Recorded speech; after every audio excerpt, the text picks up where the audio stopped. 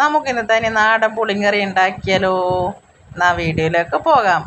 അച്ഛനിതാ നാരങ്ങയുടെ തൊലിയൊക്കെ കളഞ്ഞ് ചെറുതായി അരിയുന്നുണ്ട്. ഞാൻ പുളിയൊക്കെ പിഴിഞ്ഞ് വെച്ചു.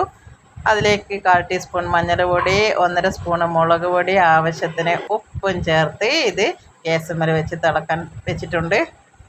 അച്ഛനിതാ നാരങ്ങയൊക്കെ അരിഞ്ഞു, മുളകൊക്കെ അരിഞ്ഞിട്ടു. ഇത് പുളിവെള്ളം തിളച്ചിട്ടുണ്ട്. അതിലേക്ക് നമുക്കിത് നാരങ്ങ ഇടാം. നാരങ്ങയിട്ട് നല്ലോണം തിളക്കട്ടെ. തിളച്ചതിന് ശേഷം വെല്ലം ഇടാം. 2 അണി വെല്ലം ഇട്ടു ഞാൻ. അതിന് വറ്റി വരട്ടെ.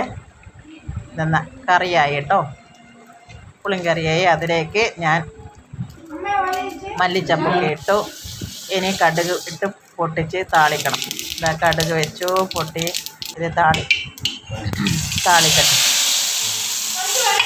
പക്ഷെ ഒരു കാര്യം വിട്ടുപോയി എന്നോട് പറയാനേ, 1 സ്പൂണ് ഉലുവാപ്പൊടി ഞാൻ ചേർത്തിട്ടുണ്ടായിരുന്നു. ഉലുവാപ്പൊടി ചേർത്ത് കഴിഞ്ഞാൽ നല്ലോണം കൊഴുപ്പുണ്ടാവും. എല്ലാവരും ഇത് ട്രൈ ചെയ്യണം. നല്ല മണം വരുന്നുണ്ട്, ഭയങ്കര ടേസ്റ്റാണ്. എല്ലാവരും ട്രൈ ചെയ്യണം.